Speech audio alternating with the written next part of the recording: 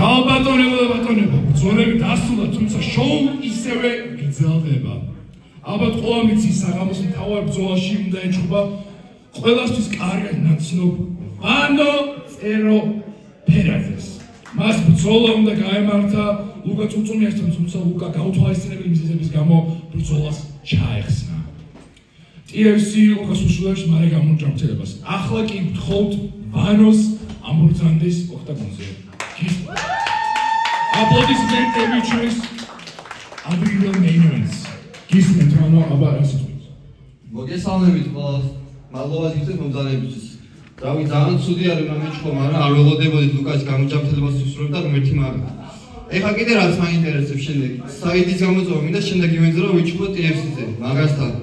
თუ არის თანახმა გამოვიძეთ ამიგეს პირისპირ.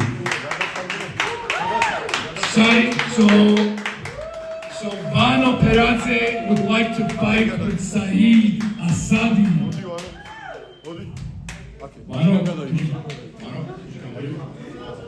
So we're going to have a face-off. These two gentlemen, not touching gentlemen.